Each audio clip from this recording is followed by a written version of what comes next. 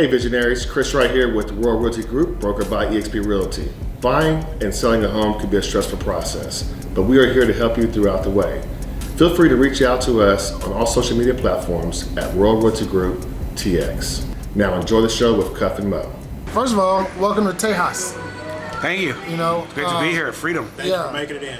And you got a chance to do some Texas barbecue. So give me some background. Give me the story on that. Well, you know, I'm a big Texas barbecue fan. I grew up eating almost all Mexican food because I was born in Mexico. I was raised by a Mexican-American mother in Brawley, California, and it's 88% Hispanic. We literally point, look, white people. It's very small numbers, right? And then now, even, it's kind of funny, I go out of that area and I feel like that's still the best Southern California Mexican food is the best. But then as I got older and I started barbecuing, I started learning stuff, I always wanted to have that Kansas City barbecue experience, and I had it. And I thought it was good, I thought it was all right, but then I had Texas barbecue, yes, sir. Specifically Texas brisket with that post oak wood. Yeah. And I just thought that's the best. This is what I want to do this is how barbecue should be done.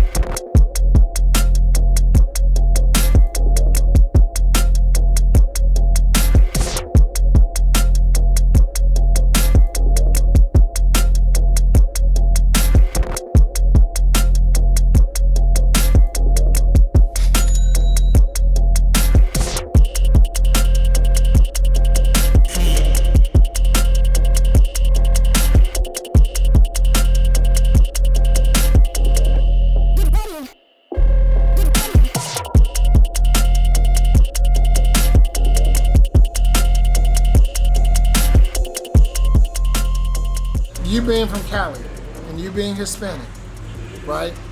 Talk to me about tri-tip. Oh man, that's his thing. Yes, that's his thing. So let me tell you, we've got something in Cali called Cardiff Crack. Okay. There's this world-renowned place, and so I grew up in Brawley, California, with a very big cattle family. Right? It's kind of weird that it's this small area where you have all these cattle ranchers or cattle farmers. You know, semantics there, which one's which, but we get a lot of good cuts of beef at this private school that I went to. I wasn't rich. My mom cleaned the houses of the people who were there to get me in because I got kicked out of public school. I was a troublemaker. No. You don't say. Yeah, but tri-tip there was a really big thing, and I know it's not that big in a lot of other places. It was considered sort of a bad cut, just like flat meat for Garden Sun, but Cardiff Crack, they put it in a wine, and they just do salt and pepper, and they grill it, and that's like the #1 thing that people are paying crazy dollars. They'll pay more for tri-tip there at that place than they charge for the New York filet and tomahawk. Wow. So yeah, I'll send you guys some out. In red wine and then put it on the grill. Yeah, there's a special red wine. They've told me before. I never even listen. I'm like, just wrap it up. Let's go. You know, I gotta get this home. People are waiting. Yeah. I barbecue for a lot of family. I have a really diverse family and by family I mean people that I just like. I brought in because I got 18 brothers and sisters, but we're not close. Yeah, I know. Papa was when they started, Stone. yeah. Papa was a bad dude, horrible guy. But some of us are close. We're definitely people are like, oh, you guys just not alike. I'm like, no. We're exactly alike. That's why we can't hang out. So my family is like just this group of people that through my experiences, we're just family. It's funny, my nieces, they're all Caucasian, and my grandson and my kids, they're Mexican. And like to us, it's all the same. Yeah, we're like, to them, especially the younger ones, they're like, no, that's my cousin.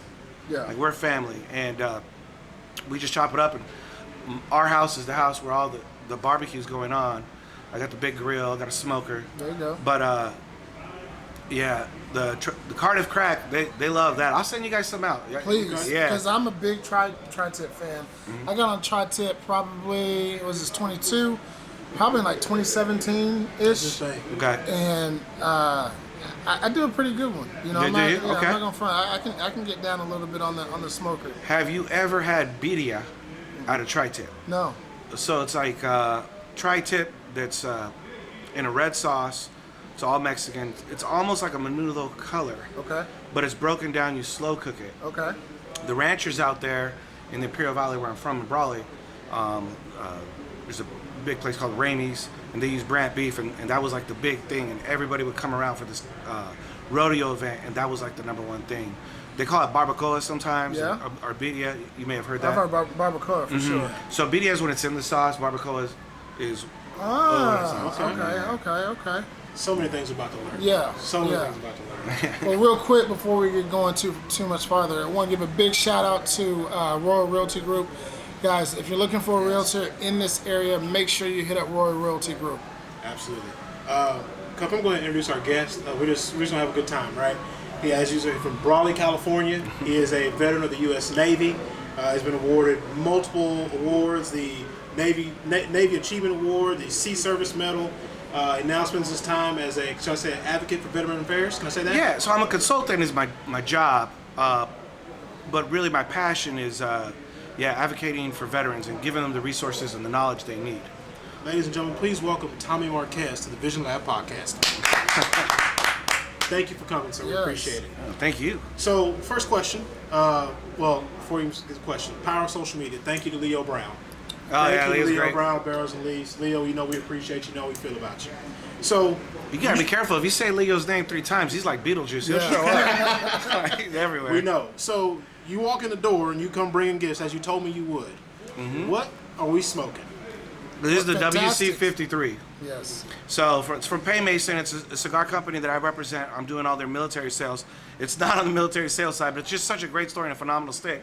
I couldn't believe it. So what happened is Winston Churchill was at a meeting with Golda Meir, and a terrorist attack broke out or something, and so they had to evacuate. One of the security agents grabbed Winston Churchill's cigar just before he lit it. Grabbed it, took it, he had all the provenance and everything, kept it for years and years, kept it in a humidor even though the guy didn't smoke. He then, after he died, I guess left it to his kids or something, got on Sotheby's. Of course, the kids sell it, and they put it on there, so we picked it up at Payne Mason.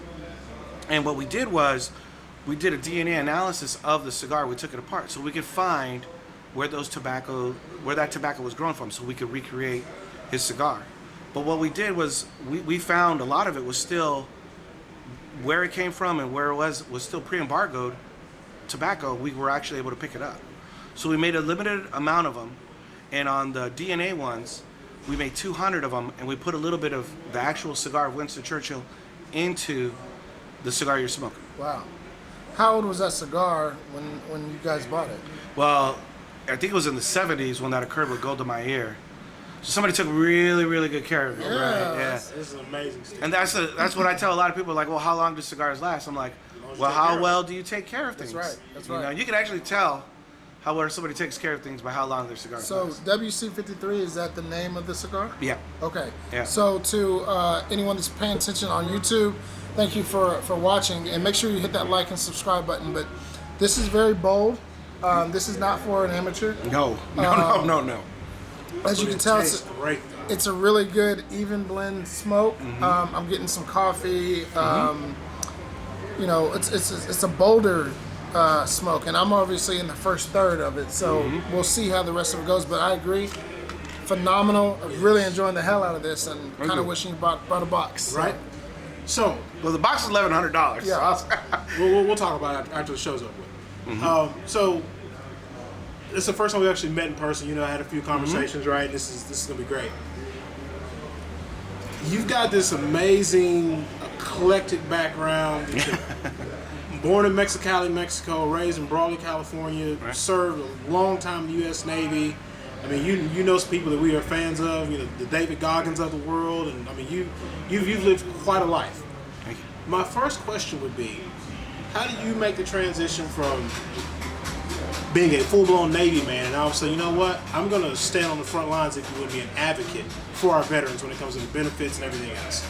Well, it's actually a really interesting story because I started working in Congress, but the way that all happened and becoming an advocate for others, I first had to be able to advocate for myself. Right? Yes, sir. So when I got out, I had 10 days notice. I was in crutches. I had multiple knee surgeries. It was just bad. I went from being able to run a mile in just under 5 minutes to being in crutches and like just multiple infections. It was a horrible experience at Naval Medical Center, San Diego. And I'm sorry, Balboa Hospital. It sucked, all right? And I tried everything I could to stay in, but it just wasn't happening. And I realized that. I get out. Immediately I think, hey man, I did the invasion of Afghanistan with the Navy SEALs. Not a Navy SEAL, but I did all these amazing things. I know all these amazing people. I'm gonna get a job, lickety split. Everything's gonna be good. At the same time, I'm getting custody of my kids because of my divorce. The mother had some things go on that were very unfortunate that led to me getting custody of my kids. So I had to like grow up real quick, right? And I tried being a bug guy, failed. I tried working at a preschool.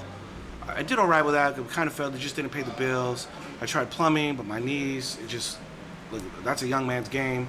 Multiple things. I just got turned down everywhere. I get recalled back into the Navy in 06, and I'm like, hey, this is it. They put me right back on the teams. I'm like, this is where I want to be. These are the best, and this is where I want to work. And my pay's messed up because they take back my severance pay. Oh. So my checks are like $400 as an E6 after all these years. Trying to raise a family, I'm bouncing checks left and right, late on rent, all these things. So then, just the day before I'm about to leave to Iraq, to Ramadi, Iraq, and to Crete, the day before they're like, hey, we're out of reserve operational money, so we're actually not going to send you. And they're like, quite frankly, your knee's fucked up. You ain't like, I get it. You went through SEER school, you made it. You went through Blackwater again, you made it. You did all those things. But like, this isn't good for you. You're gonna get hurt. You're gonna die. And I was like, damn. So it was the day before. So literally my bags were already gone. And so I get out again and I'm just like ho-humming it. And my father-in-law hates me. I hate myself. I feel like my new wife, I've let her down. She's been this great, unbelievable mom to my kids. And what happens is she convinces me to go to school. And I remember we had this conversation in Tuesday. I went to a VA appointment because it took me like 5 years before I got an appointment. Wow. Yeah, it was horrible. And I got like 10% the first time, I think it was. And I reapplied for an increase. I'm like, how can that be? Like my shoulder's messed up. I got all these problems. And there was problems I didn't even want to talk about at the time, And so what happens is I go to this appointment and they were supposed to give me a mileage check. And I needed the money. It was only like $26 and some change. So time goes by, that's in the summer, and like we're like in November, we're getting close to Christmas. Misappropriated funds, which is a fancy way of saying I had no money. Christmas was coming up. I didn't want my kids to have a shit Christmas. And I was just like in school still getting an associate's degree, and I was just frustrated, man. I was like tired of taking it. My wife was like, you know what happened? You stopped being Tommy fucking Marquez. You need to go back and you need to quit taking shit. That was always your thing, which is the craziest thing because my wife is like the most docile, sweetest person. I don't even know why she's with me, man. And she's like, you got to believe in yourself like you always used to say. Like, you've done all these amazing things because you believed in yourself. So I'm like, yeah, I ain't going to take no shit. Call the VA, nothing. Call the VA, nothing. Go down there, nothing. Call them again. They're like, oh, yeah, we sent it out. Never happens. So I'm getting close. So right at the beginning of December, I've had enough, and I'm like, I'm gonna go and see my congressman, and I'm gonna tell him we're living in a trailer on a Indian reservation, because that's what we could afford. And my wife's like, go out there and fight. Just keep moving forward. Remember that. And I'm like, you're right. That's what I grew up on. That's the right thing to do. Quit feeling sorry for myself. So like I leave, and I'm like low on funds. Gas tank is low. I get out, and it's usually where this office was is about 16 minutes away. As soon as I get out the res, there's a car accident on the Interstate 8 area. It puts me back like 20 minutes. Drive a little further, I get into El Cajon, which is not a rural area. It's a pretty populated area, urbanized, and a train comes. And I've been there like since I was 18. I had never seen a train in El Cajon. Long, but it was another 20, 30, 40 minutes. I mean, it was a long time. I called my wife and I'm like, I don't even know why I'm doing this. We don't have gas money. I can't be running around. I got to finish this semester. We don't have Christmas money. And my wife's like, just, Tommy, go to him, talk to this guy. So I'm like, all right. So I pull in, I have to go like through an alternate route. There's this lady outside smoking a cigarette. You can see she like walked out of a thing. She's like yelling on the phone. And I call my wife. I'm like, I don't even know why I'm here. Like, was supposed to be quick. This is like now an hour and a half thing to get a 16-minute drive. And I said, I'm gonna go up to you're right. I'm tired of taking the shit from the VA. This is so ridiculous. I'm gonna get my check. So I go up to the member's office. I try to go around the crazy lady yelling and screaming. There's a tall Hispanic gentleman there. And actually, they were all Hispanic. Kind of threw me off because it was a Republican office, I'll be honest. They were all Mexican. And he asked me, he greeted me in Spanish. I'm like, so I don't know Spanish, even though I was born in Mexico. Right. My mom wanted me to learn English only so I could master it. Right. So I'm like, excuse me, what? And he's like, do you need help? And I'm like, yeah, I'm looking for Mac. He had helped me once before, get a copy of my DD-214. I need this check. And he's like, well, what's the check for? And I explained it's for mileage. He goes, they give you that? I'm like, yeah, it's in the CFR, so it's a Code of Federal Regulation. And they've had this long to pay me. They haven't done it. I've looked into this, and I want my check. And how much is this for? $26. You drove 16 minutes, ended up being an hour and a half for $26. I was that desperate. And that pissed. Yeah. I was tired of it, man. Okay. So the guy's talking to me, and he's asking me some questions. Oh, so you're a veteran? I'm like, hello, yeah, I'm here with you, And he's like asking me, and I was just thinking, like, this guy asking a lot of questions. And he goes, hey, man, I'm the chief of staff. The secretary is downstairs on a smoke break, so I'm just filling in for her. Mac died. I'm sorry to tell you. Oh, wow. We don't have anybody doing VA. This is the last day to apply. Did you want to apply for the job? Wow. Yes. Actually, I said no at first. I said, no, man, I knew him in the Navy, actually. So I was like, I feel really low class asking for a job, just learning about his funeral. So stupidly, I said no. And he goes, no, come on, apply. Do you have any like high-ranking officers to give you a letter of recommendation? I was like, man, I actually have a Navy SEAL officer, an admiral. And he's like, perfect, give me that. So I put in the application. I run home, I fill out the rest of the stuff, I put it in. About a week goes by, I get a call. They're like, hey, good news, you're getting an interview. And I was like, no way. Like, absolutely, I'm just wrapping up one associate's degree, right? And like, there's just no way a stupid kid from Brawley, right, who's got poor credit, and I didn't even know credit scores could be in 2 digits. And there I was, like, trying to get to it, right? And they're like, come in, wear something nice. We're gonna interview you, and then you meet the congressman, and he'll interview you too. So it's literally, I call my wife, I'm like, hey man, this is it, but I don't have any suits that fit, and I didn't have any suits. And she's like, we're gonna go to San Ysidro, the outlets, we're gonna go get a suit. I'm like, no, because we had like $186 left on our bank account. And Christmas is coming, we don't have, like, we were literally, that 186 means we weren't paying a couple bills so we could get them gifts. Like, we had to decide what we were gonna pay that month. Gotcha. And she's like, no, this is our chance, we're taking it. And I'm like, scared, because I'm like, no, when they find out I'm just a stupid kid, like an immigrant, like, they're gonna like laugh me out of there. And I had all these preconceived notions, it's all this self-doubt from my childhood, just like, no, and she's like, no, we're doing it. So she took me and we got it. And we're there, and I'm putting it on. She's like, look, you look good, and got a tie. And I remember just thinking, man, this is like the last of it. It was $176 with the military discount. Wow. So we got like $10. Yeah, left. And I'm like, I gotta kill it, right? So I go to the interview next day, and I hype myself up. I listen to Tupac before I go in there, Me Against the World. And I go up, and right off the get-go, it just was bad. The congressman's eating. During the thing, he's like not listening, and I'm like describing myself, like, well, and I'm not being me. And he's like, well, who do you know? And what did you do? What would you do in this scenario? What would you do in that scenario? And I was telling him. I started being a little bit more about like me and a little bit more, but I was trying to like. You're holding back. Yeah. And then at the very end, he goes, well, like, who's that admiral? I go, that's Admiral Harwood. He's a Navy SEAL. Maybe you've seen him in D.C. He worked there. He was Bush's advisor. And the other one, I think it was Brian Losey, another Navy SEAL admiral, at the time, or captain at the time. And he was like, yeah, I don't even know those names you just dropped, but thank you. And just real rude, like. I remember sitting back, and it's kind of funny because the whole staff was there during this interview process, which they never did again. I think they were just messing with me. And I leaned back, and I remember just thinking, because it just came to me like, I'm Tommy fucking Marquez. I don't care who you are. I ain't gonna get talked down to or disrespected. So I leaned back, and I remember saying, well, I didn't name drop. I answered your question. You asked who they were. That's who they were. And he goes, all right, fair enough. And I go, look, I get it. I have the lowest education level, I bet, of anybody here. And I was right. And I go, I guarantee you I'm not the smartest guy in this room. I know that just looking around.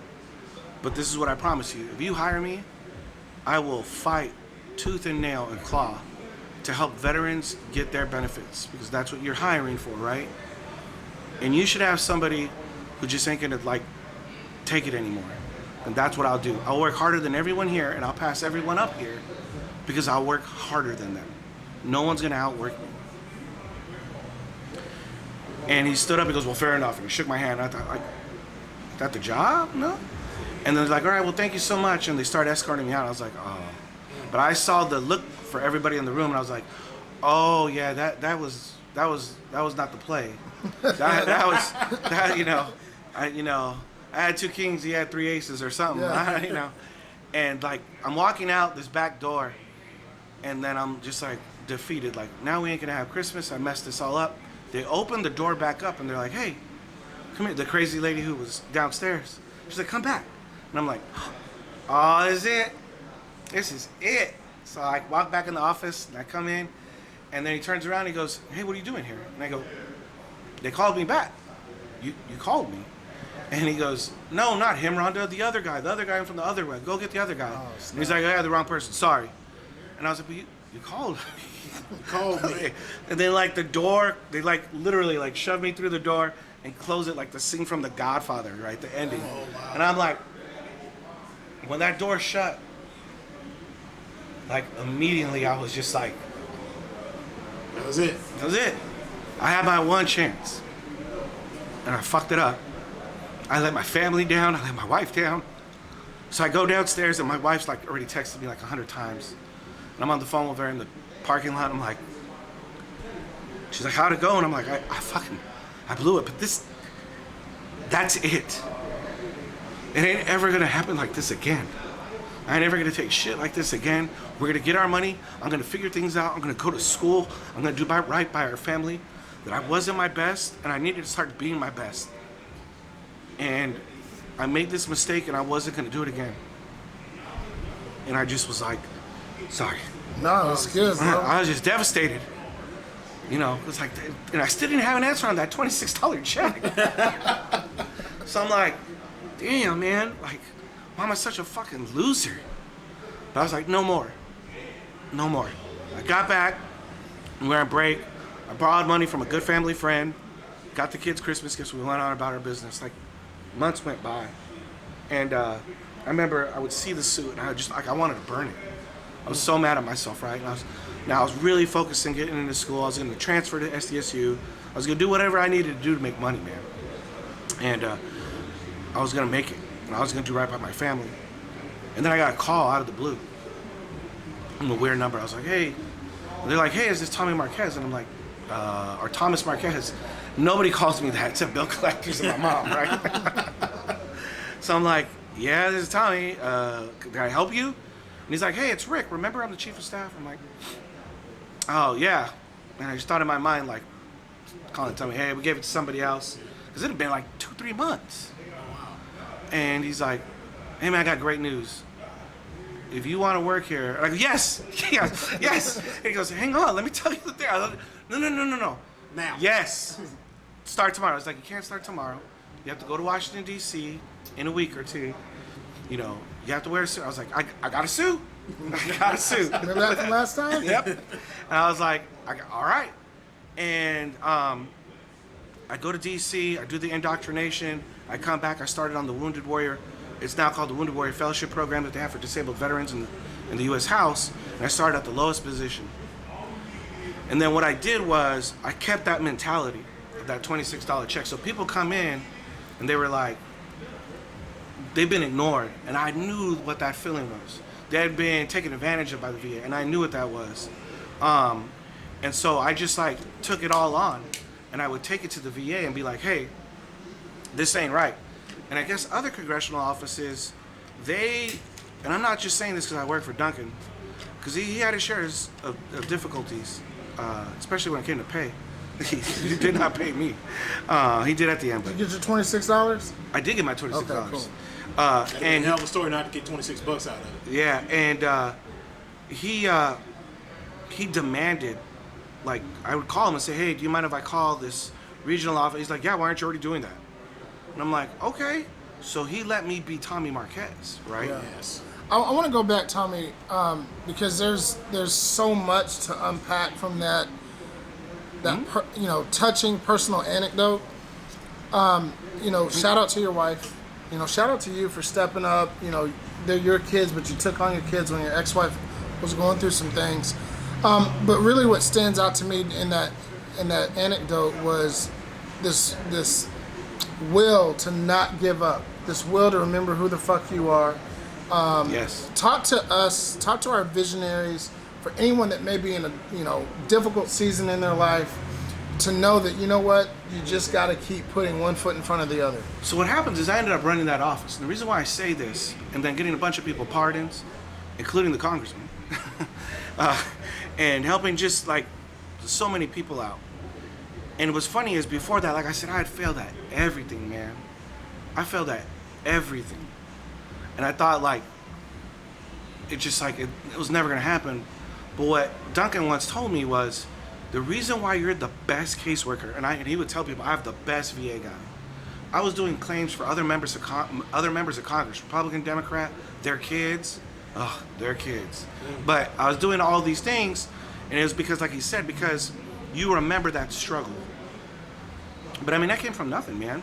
I was in an orphanage in Mexico, brought into a family, raised by just a mother who was a tough loving, but compassionate, and she had just unrelentless work ethic, never took a day off, made minimum wage her whole life, and owns a house, right? And I think what people don't understand, and I see it now, and I've always believed this, but now I know it. You know what I mean? And I was just telling this to a friend on the way here. He said, like, we think that we have these plans, and like we're gonna get at 20, 25 or whatever, but like for me, it was like 38, 41, and now again, getting out on my own. I kind of take the Tom Brady mentality. As I was leaving that office and trying to transition to another member's office, they were telling me it wasn't you, it was them. It was never you, it was always them. You just got lucky, you were just part of it. At the same time, they were telling that to Tom Brady and kicking him off the Patriots. And so I see him win a Super Bowl the day before my last day of Congress, working there, and I'm like, I'm gonna go out on my own. And my wife's backing me up, and I go, because you know what? I'm like Tom Brady. They said it wasn't them. I'm gonna prove it wasn't them. I believed in myself. And it's just resilience, and it's just something I learned on the teams where if you don't quit, you never lose. If you quit, you know the outcome. If you give up on it, you know the outcome. You've lost, it's a wrap. Okay? If you don't quit and you keep fighting, you still got a chance. And that's what it takes. If you know what your vision is, and you know and you believe like God has a calling for you, or you don't believe in God, but you just believe that like there's more to life than what you're doing, then you just got to keep going. Yeah. And you got to believe in it. And it's hard, but that makes you who you are. That builds your strength and your character to continue on. And that's what I try to teach my kids. If anything else, be resilient. Take a beating, get up. Life is not about how you fall down. It's about getting back up. Yeah. And you obviously had a phenomenal support system in your wife. Oh. What was that like, being in the trailer park, having kids, Christmas is knocking at the door, and you've got that moment of defeat yet again? Like, obviously you borrowed the money, you made Christmas happen, but like, on a day-to-day basis, what are you doing to tell yourself, hype yourself up? We can listen to Tupac every day, all day. I get it, right? We're all Pac fans, but like, how are you keeping it together on a daily basis? Yeah. You know what? My kids. Your wife. They had been through, well, my kids and my wife. My wife is not like me at all. She doesn't. She didn't like go through the same things I went through, but she is just like an all-out good person, right? I come from like bad DNA, and I remember just being let down by my mom's husband so many times, by so many people in that feeling, and even meeting my biological family being let down again, like. And I just know that feeling, and I didn't want to have that to my kids, and so my wife would always encourage me to stay positive. We pray. I really started reading the Bible, like really reading it, not just like repeating it and getting it out there. Because I would go to Catholic Mass and just be like, sing. I could do it in Spanish, Catholic Mass. Oh, I don't know what it means. You speak Spanish. Yeah, but I'm just regurgitating, you know. But it's like actually believing in it, right? And my wife, Jen, she's just like the greatest lady, because man, she just would like at the right times would tell me like, you know, we got to do right by the kids. They need you, and we need you. And I just didn't want to let her down. I didn't want to let my kids down. My name went from an embarrassment in the town of Brawley to now I represent them. I'm their consultant. And yeah, and it's like total turnaround play for me. But it's through her, man. And I love to tell you that, you know, it was the SEALs, but it was really my mom and my wife and my kids. I didn't want to embarrass my mom. I didn't want to embarrass my kids, and I just thought my wife deserved better. I really did. And the case in point, this last year, man, the offer that somebody offered me to go to their office, it was extremely low. And I'm not saying this to be like braggadocious, and I don't make this every month. But like in November, I made more than what they had asked me to take for the whole year. And I knew right then, I was like, no, I was right. I believed in myself. I put the effort. I worked really, really, really hard and groveled to get to where I needed to be. And this was the right decision. Believe in yourself. Because if people don't believe in you and they're hiring you, you know, it's going to be hard, man. So if you got something that you see, I tell people, go out there and get it. We stand by that 100%. We had an episode a few weeks ago when we started understanding your personal value. Yeah. Oh, yeah. Like, forget what anybody else says. When you know you put the work in, when you believe in what you're doing 1,000%, or I tell you all the time, 10 toes down. Yeah.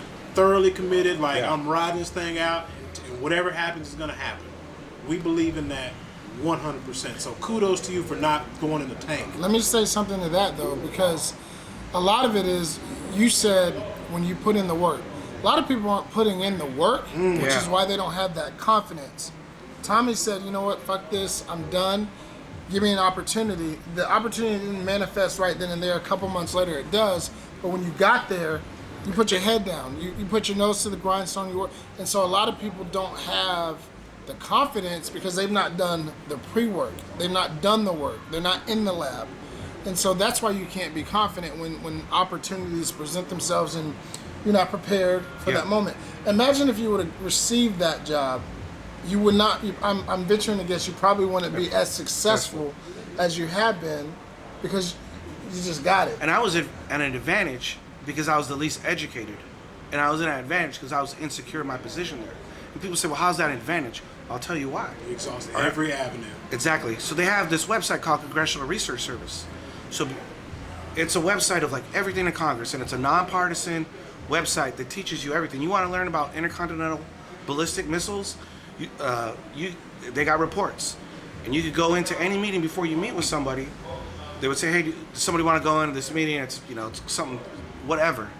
It could be about tobacco tariffs." And I would read about it, learn about it, and I had the knowledge of it. So when we go in, if something was said, I was like, "You mean like the tobacco tax in 1984 or whatever?" Start hitting people over the head. Yeah, and then they're like, "Oh yeah," and I would learn about. The other thing I did was, I was working 60, 70 hours a week.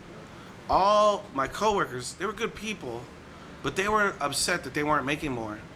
And they were upset that they should have been entitled to more, but they weren't out there working. And so there was always events. Every night you had an event that you could go to in the district to go speak at, hand an award, meet people, whatever. I did it every day. Every day. I would not say no. Other than my kid's birthday, I worked on Veterans Day, even though I was the only veteran there. I worked on Memorial Day. Used to have to go to funerals.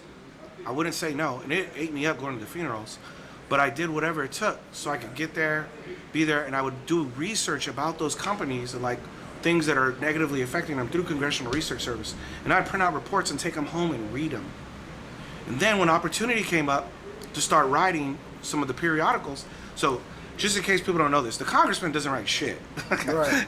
Our congressman was a little different. He did write a little bit, but it's usually us as staff. They don't write the bills. They don't sign the certificates. It's us, right? We're doing it, right? So I would write periodicals and challenge people who went to NYU and got a master's in English, and challenge people who went to the Citadel and Dartmouth and all these other schools, Georgetown. Everybody goes to Georgetown. And I was writing articles, and I remember the congressman saying to them, you guys are trying to write to impress your friends at Dartmouth. I need you to write this so that people can understand this bill who work at the gas station. And so I try to have that mindset with, veteran policies, DOD policies, to write it so that the common person, layperson can understand it. And I don't use that as a negative term, because most of us I'm a layperson. I figured if I could understand it, they can understand it. Yeah. So it's that's the beauty of it, though. Like, it's the pen, mighty, and the sword. Like, you had the perspective, like, I want everybody to be able to comprehend what's going in this bill versus what's happened in so much of American history. I had no code paperwork being written to where only a few people can actually understand it anyway. Yeah, I had no arch nemesis that I went to Georgetown with, and we were just having writing competitions. And no one accused me of being Charles Dickens. But I got in the Wall Street Journal, New York Times, several, and I was very proud of that. And people think, oh, you wrote it, and no. I would write it. This is I swear on my grandson. And I'd go through it 7 to 17 times. I would always go through it, make it better. And then I did something that I try to teach my kids. I would give it to this guy named Mike. And he's a good guy. We ended up having a big fallout. Some things at the end. Just didn't have the leadership capabilities, but a good guy. But a masterful writer. And he would take my stuff and tear it apart. And he'd be like, all right, we'll take it back. And a lot of people in the office would be like, oh, well, forget it then. They would get offended. I'd be like, all right, Mike, tell me why you say this. Tell me why you use these words instead of that word. Why combine these sentences? Why put a comma here? And he would explain that to me. And he was like, no one's ever come back and asked. And I'm like, Sharpening your sword, though. yeah. I took that criticism and like, how can I make it to be better? So I did all those things, and then when I passed them up for promotion, they're upset.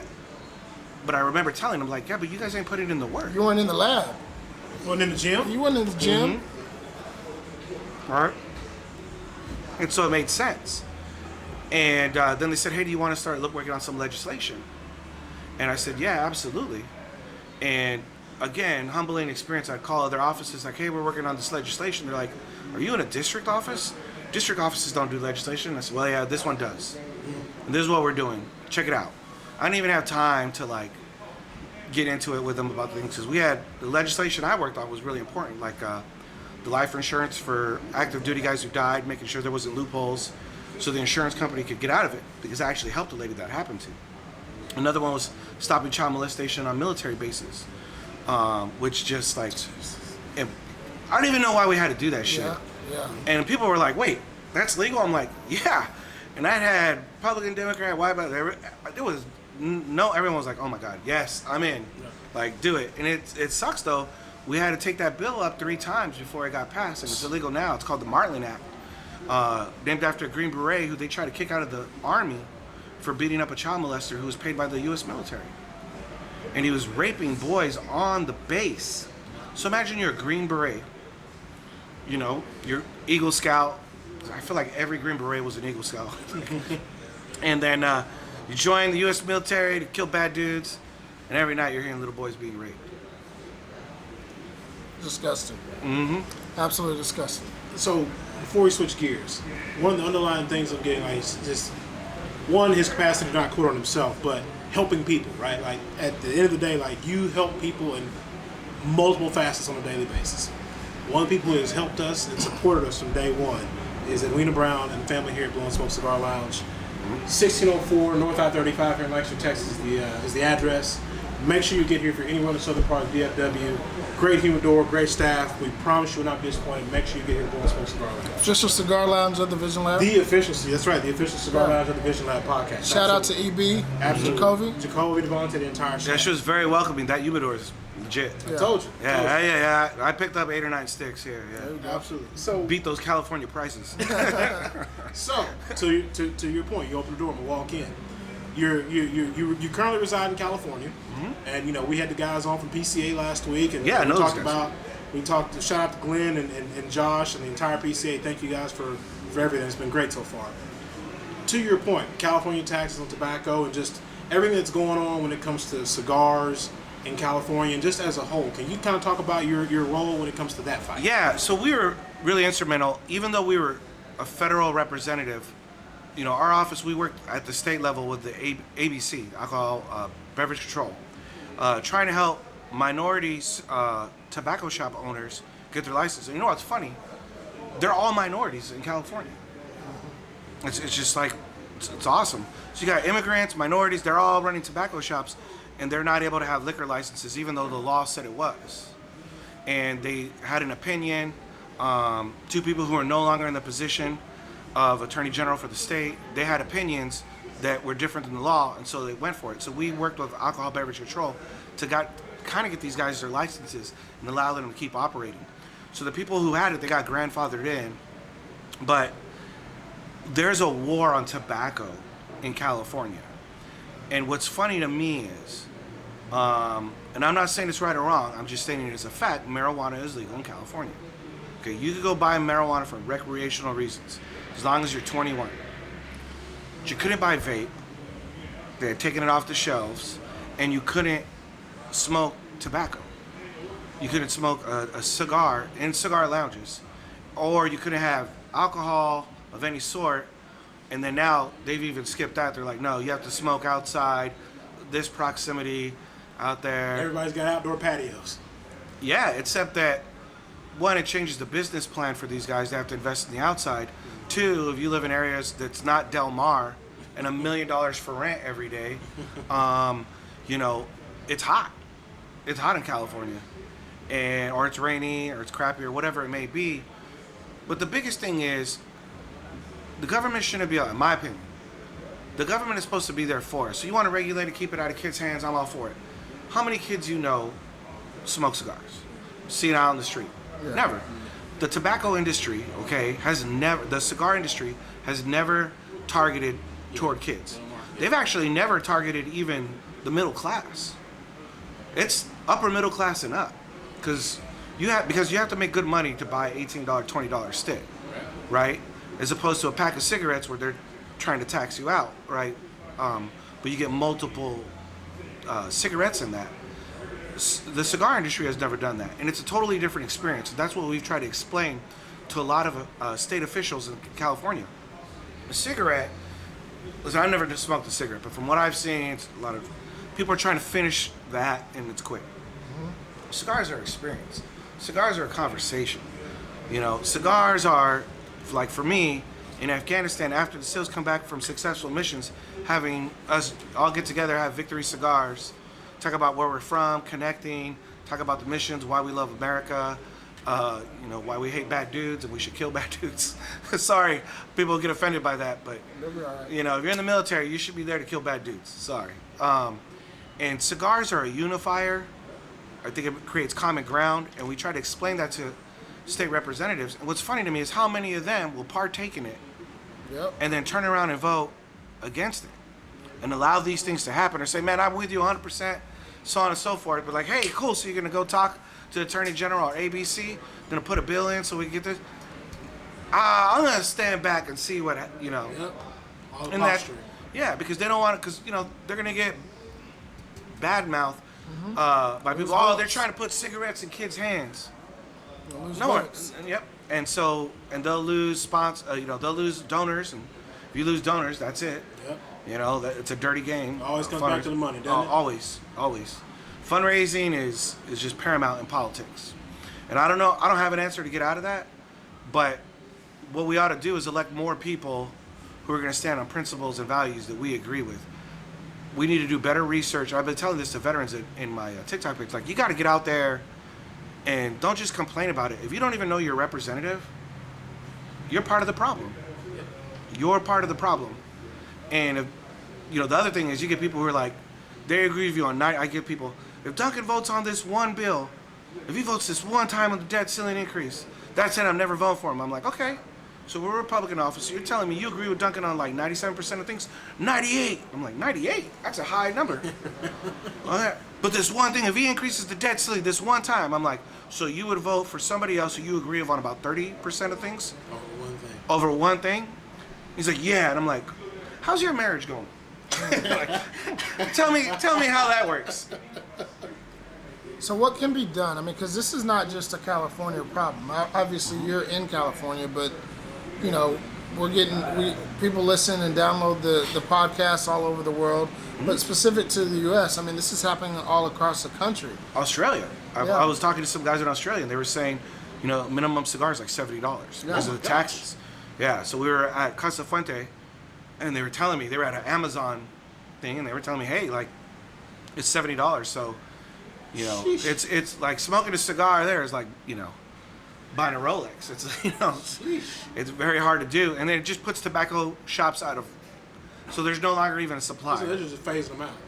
Yeah, absolutely. So what can be So done? what can be done is we need to collectively unify our voice. So I tell this to people as a lobbyist. The reason why churches and mom and pops weren't able to stay open in California is because they wouldn't join. So like I'm Baptist, but I'm Southern Baptist. Well, we're Catholic, and they all went individually trying to talk to the governor to stay open. They ain't gonna listen to you. You're one church. Yeah.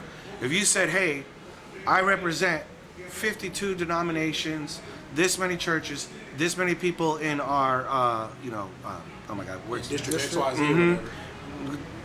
They would have got more work. That's why Home Depot and Target were open. They had good lobbyists that represented all these employees that they didn't want to work. So that's why Target was open and Joann's Sewing was open, but the little seamstress down there, Rosa, she's put out of business.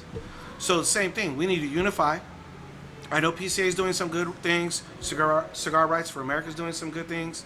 Shout out to Storm Bowen. He's doing it for the military with Cigars for Warriors. Leo Brown's doing something for the military. Shout out to Leo Brown one more time. Thank you, Leo. And we need to collectively go visit our representatives. Tell them we want to have cigars. We can have marijuana here, but we can't have cigars. It makes no sense. Freedom should be free and legal. Right? We shouldn't have to go to another country to get a cigar. That's just ridiculousness. And the other thing, when you do that, they're hearing this.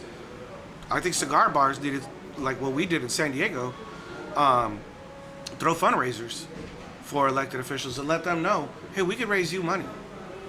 There is not anyone on. Yep. They should be throwing fundraisers. Find out the rules to fundraise for every level, whether it be a state representative, a city councilman, or a congressman or a governor, to legalize it, to keep it legal, to open things back up. And you got to just be known, because the problem is we all shout in echo chambers. Yeah. Yes. Right? So I had friends who were like, I can't believe Newsom didn't get recalled. I'm like, because you guys, you don't go anywhere else. You only talk to people in your own little circle. And then half of them didn't even vote. I'm like, what good does that do? yeah, you're just, yelling at the moon, man. You gotta be proactive. You gotta know your representatives. And even if you don't like them, you gotta tell them, hey, listen, this isn't right. You're putting small businesses out. And let's be honest, most cigar lounges are owned by minorities. A lot of them are women-owned. Out here in Texas, I met 4 or 5 women-owned cigar lounge owners at TPE last week. And, you're putting out of business a whole network of people. There's no fights in here. There's no bar fights in here. There's no problems. People come here. You're literally hamstringing the economy. For something that's been around since the beginning of time. You gonna hold it? Okay. These are great, aren't they? These are phenomenal. Dude, Very impressed with these.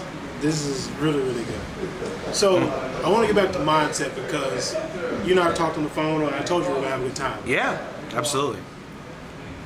Your day-to-day now, you help people on multiple levels. You're involved with some high-profile stuff. We're gonna get to that in a minute. But for visionaries who are hearing you or seeing you for the very first time, when I say the word mindset, what's the first thing that pops in your head? Resilience. Resilience and growth. If you fail, okay, you gotta be resilient and look at it critically and say, where were the mistakes? Because my mom was like a Jocko book before Jocko wrote a book. She was like, it's always your fault. Look back. Where did you make mistakes? How did you fall? And my mom, I tell the story. My mom says, when I got hired at Congress, she goes, well, I hope you don't mess it up like the Navy. And I go, Wow. she's hard, man. My mom's hard. I go, Mom, what do you mean? How did I mess up the Navy, Mom? I made everything first time up, And she goes, Mijo, they fired you.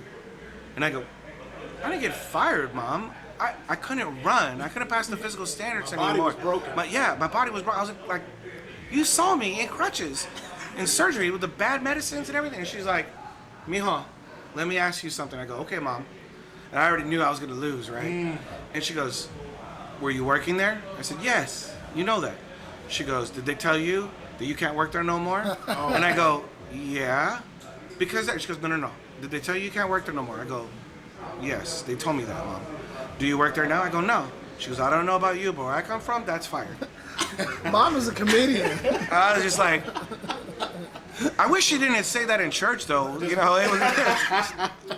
Mom is Very bottom line to the point. Yeah. Maybe you said zero-sum game, right? It is. Either you is or you isn't. Oh man. You know. And her point was, and it's something I take on, I've had clients who've let me go. I've had clients who stayed on, but I look at each situation like, where did I mess up? And I'm learning each time, okay, how am I going to get better? Humble myself, to look at things critically and say, okay, this is where I'm weak at, and work on those weaknesses. Yeah. And try to build from that. And then look at the market.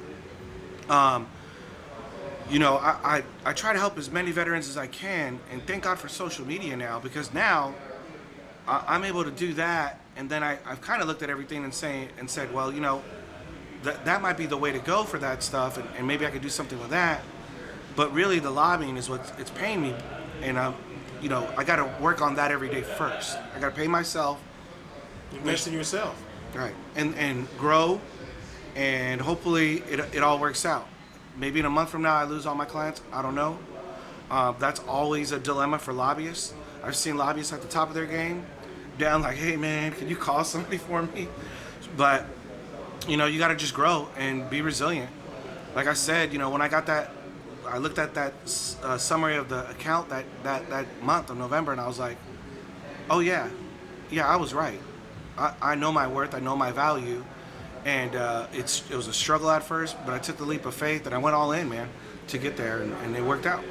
So the other thing that I'm hearing you say, once you go into your lab, you figure it out, you look at your mistakes, you've got to take action. You've got to take the lessons that you've learned and apply them to the next opportunity. There's no results without action. Oh, absolutely You not. can't just sit there, I learned, I shouldn't have done this. Well, you got to get back out there and do it again. I was with a bunch of interns once, and they were way smarter than me. And all of them had money. They all went to big colleges. Mom and dad cleared their thing, and they were talking, there's 3 of them one day, and they're sitting there, and they're talking about how, well, I'm going to do this, I got this idea, and blah, blah, blah. And he goes, well, you just need one good idea, and you're a billionaire. And I was like, no. You need one good idea and, like, thousands of hours of work. 10,000 hours with Malcolm Gladwell. Yeah, and just exactly. You just got to push yourself figuring out. I go, none of the things that you see now, you look at the iPhone. I'm trying to remember his name when he ran Apple. Steve Jobs. He got fired from Apple. Mm-hmm. They told him go away, right? And they're like, Wozniak, like, peace. And then it just like the tables turned and they brought him back. And when he came back, Monster. better than ever, because he took that humbling and he came back for what, $1? It was $1 and some stocks. The stocks ended up being pretty good, huh? But he came back, humbled himself, didn't have, his hubris wasn't so big like, no, I'm gonna do. No, he came back and said, this is something I started, this is something I want to finish. You got to finish what you start. And he had that mentality to like, okay, we want to go, like everybody's doing PCs. All right, let's break from the norm on that. Let's do something different. And I think the iPhone has changed the world. Yeah. Oh. For most people. Yeah, he won't hop on the train. He's still holding out. We got to work on it. Droid for life. Well, Samsung's out in DFW, so I'm with them. Central Texas. We know I got to talk about that too. Okay, good. Yeah, yeah. But even if you're not on Apple, it still changed the game because we're not all on Razr flip phones. Oh my gosh. Yeah. Remember that? Oh yeah. I used to work in a Singular Wireless back in the day, Okay. selling the razors. And when they first came out, man, everybody wanted a razor. Mm-hmm. And you look at that now, you're like, what was I thinking? Yeah. You know? Oh yeah. It blows your mind how much the technology's grown. Yeah. So before we get to that part of the show, Cuff, you brought these matches. You brought us sticks. I see the name. It says Payne Mason Cigars. Yeah. Do tell, sir. All right. So Payne Mason Cigars is a company. We're out in Carlsbad, California. We're a boutique line. We mostly do private events. All right. So they roll for some of the biggest guys in the rap game, baseball players, NFL players. A lot of them have. I mean, you can go to the website, you'll see them there, but technically we have a do not disclose list, right? They make cigars for the movies. We've got 2 master rollers who are Cuban exilees. One rolled for Monte Cristo. He rolled the number 2. And the other one rolled for Romeo and Juliet. And so they're exilees. They came, they taught us. They don't let me touch any of the cigars, actually, because I flunked art class. Like, my stuff, they're like, what is that? But they roll beautiful cigars. And so what we're doing now is during COVID, they had a great business model until COVID hit and there wasn't a lot of events. So we were doing big events and it was great. But when COVID hit California, there was nothing, right? They were every PGA event, they were there. So what I told them was like, hey, something that no one's doing and some people that I personally know are some of these really great operators and guys who have been there, done that, and done some unbelievable things in the military. And why don't we start doing like a military line? And it's funny, I only met them because on my last days, I was helping companies with the SBA. And I worked to my last day, like trying to help everybody get a loan. And somebody said, hey, I'm gonna give you some Payne Mason cigars, help you out. I was like, you can't until like tomorrow, because it's illegal. He's like, well, go check them out. So I went up there and I bought some, and I started talking to the owner. And I was pitching him like, if you allow me to, I can start getting some big name Navy SEALs, Green Berets, some nonprofits that I have really good relationships with, start doing cigars for them. And so we did. And the first one was Eddie Gallagher. We did the Sikh Battle line. It sold really well. I know a lot of people look at him as a controversial figure. They never went to the trial. If they did, or they read his book, they know there's nothing controversial. He was a Navy SEAL. He was there to kill bad dudes, and that's what he did. He was good at it. Yeah. Everybody talks about whose lives matter. I'll tell you whose life doesn't matter. Terrorists. I'm sorry. I don't care. They're bad. You know, ISIS is bad, and I'm just not with ROE. I think ROE is racist and elitist, rules of engagement. And even that, he still didn't do it. All the evidence pointed that he didn't. But then together we put this great line of cigars for him. We're doing another one we're launching tomorrow. So when this podcast comes out, we got another guy, Ernie Mighty Scott, it'll already be out. It's Keep Up the Fight. And he's just another guy like me. We're from the same area. Yeah, check out that zipper we got. And his whole thing, same thing, never giving up. And one of his mantras is like, you could cry, you get angry, you get upset, but don't ever quit. You can never quit. You keep up the fight. That's right. And so we're doing a line of cigars like that. I don't want to spoil it. We got some other big names, I think, coming out here real soon. And then I'm going to introduce people to some individuals who have done amazing work as Navy SEALs, Green Berets, who, like, you've never heard of. One of them I'm visiting. He's here with me today. David Grenier. He has a company, Hero Grain. He's making wood flags from reclaimed wood here in Texas, made by a former Marine, former Navy SEAL. He went to Columbia. He did all these things, but then wanted to get back to just like helping out nonprofits. And so he's working with nonprofits to make special flags for them so they could raise money for charity. And so I'm hoping, I don't know, we'll see, but I'm hoping he'll let me sign him. And he's got a great family, and that we could make a cigar after guys like him. And I want to introduce to America these silent professionals who went about, did their business, went out to some of the worst circumstances and the worst times, and ran towards the sound of gunfire. Yeah. Came back to the United States and just, I'm never going to get a story out of them. They're never going to brag about themselves. They're just going to tell you, hey, I did what I did. But I think America should know these people, because freedom isn't free. It comes at a price. Yeah. And for their families, for themselves, this is just a great way to honor them. Yeah. Well, this has been beyond amazing. Again, shout out to Leo. Before we're going into the part of the show where we want to land the plane. But for all of our visionaries that are tuning in, either on YouTube or on all podcast platforms, how can they get a hold of Tommy? Well, I'm on TikTok at Tommy Marquez Consulting. If you have VA questions, I got a plan here. It started with me telling the $26 story. Came out about 7 days ago. It's got like 250,000 views already. And I said, this is what I'm going to do. I can't help all these veterans anymore, like individually. I just can't. I get about 30 calls a day, 30 calls or emails a day from guys who need help and they're in bad situations. Because the VA is like the Wizard of Oz, right? They tell you do this, you'll do this, and you'll get home. You do this, and you're just like, damn, I can't get home. So I have the knowledge on the VA because I've done thousands of claims, where I can peel back that curtain and show you that the wizard is just a man. And the VA is beatable. And so what I'm doing is I'm putting in all the videos on information, separating the fact and fiction on VA stuff and military benefits as a whole.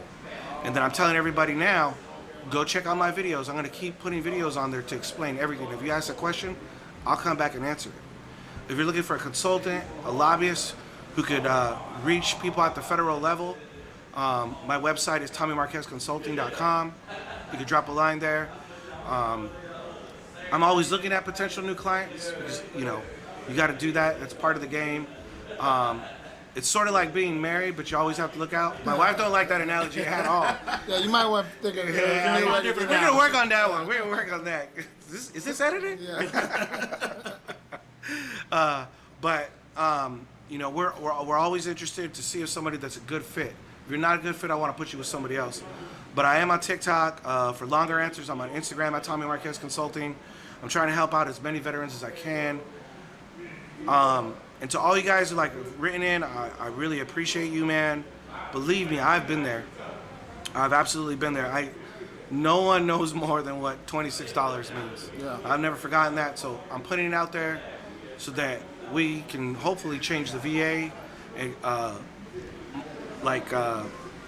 belief that people have that it's just this big monster thing that can't be beaten, and make it that, hey, the VA is beatable.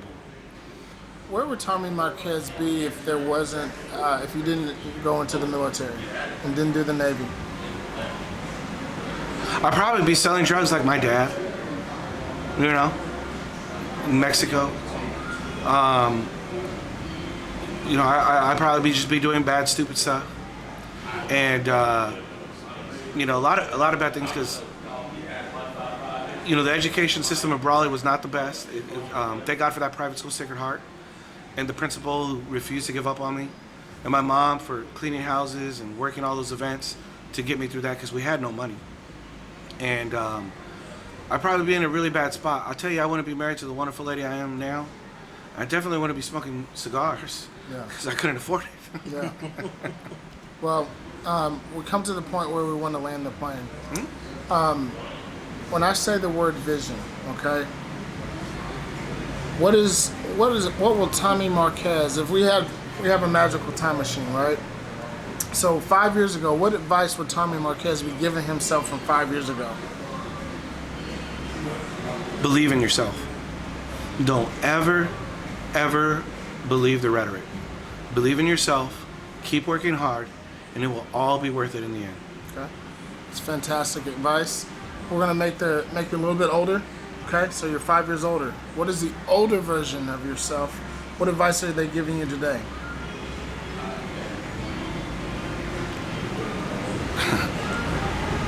Now's the time to enjoy the fruits of your labor.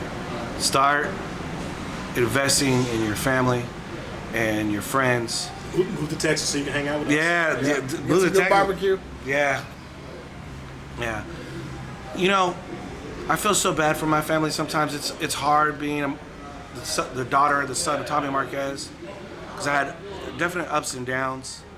But they've stuck by me, and my wife, and I think my father-in-law still hates me, but my mother-in-law loves me, so that's good. But you know, they had it right. They were upset. They cared about their little girl, and I'd be in the same boat. So I hope that in the future I'll be able to tell myself that, like, you know what? Now's the time to start spending time with your wife and rewarding her for her hard work and enjoying time together. That's true. There's a round table. There's 5 other seats at the table. Who are the 5 other people you want at your table? The only stipulation is you can't have whatever the religious deity you believe in. Outside of that, they're not alive. Who do you want at your table? Well, without a doubt, and I know people are gonna laugh at me, I'm a big Tupac fan. I've turned country the last 5 years with my wife because I feel like that's the new working man's folk music, the old country. But Tupac for me, he really spoke to me in his words. He was able to connect with me, so I'd love to have Tupac. I'd love to have Martin Luther King. I just feel like he was just such a wise man, and I think that's the message that everyone should be getting, his words of loving each other, being good to each other, and treat each other like people. I'd love to have Winston Churchill, because he's going to smoke something good, right? Lineup, bro. Yeah, this is a good. He's one of 2 people who are not American that we named a U.S. warship after. I'd always love to have Eddie Gallagher, just in case shit pops off. He's there to end it quick, but he's also a really wise guy and has really good introspective. When he was in the brig, I visited him almost every day, and you talk about resilience. Him and his wife, they were just like, nah, we ain't for it. We're gonna fight. So I'm at 4 right there, right? Yep, one more. People can get mad. I've met him several times. And there's a whole other podcast of why I don't have a photo with him. But Donald Trump, President Trump. I knew it. And because, well, one, I want to ask him again, Ivanka, are her and Jared serious? But no, all jokes aside, he hooked me up with all these pardons. And the Blackwater 4, I don't know if you know their story. One of the guys lives here, and he did that on his last day, the Blackwater 4. And he just went rogue from everything, and he built his own empire, whether you like him or not. And I just love the way he talks shit. I'm a shit talker. And he was the first guy to break the mold, and he kind of changed politics, where now you can say stuff and recover from it. And I think that's good for both sides, because we're all human beings, right? But Winston Churchill, man, we're going to smoke. Oh, we'll have a good time. Yeah. Good one. Well, When I say the word vision, what's the long-term vision for one Tommy Marquez? Man, so I want to be the guy who, touches all these veteran groups and gets them to, understand that it's beautiful. I want it that, after this cat, I knew I could take on the VA. The people just knew that, and they go out there, get their benefits, improve their lives like it did for me, and just be that guy who helped so many people and didn't ask anything back in return. I just want to help all these people and make my family proud. Well, I have no doubt that you're going to do it. Thank you, man. Tommy, it's been absolutely Yeah, awesome man, love having it, you man. on the show. Love it, guys. Remember, visionaries, y'all keep up the fight, okay? And each one of our guests are dropping nuggets of wisdom here on the Trail of Life. Ultimately, it's up to you to pick them up. ladies and gentlemen, my name is Ryan Mosley. He is Ryan Cuffey. Thank you again to our guest, Tommy Marquez. We'll see you guys next week on another great episode of the TheVisionLab podcast. Blessings.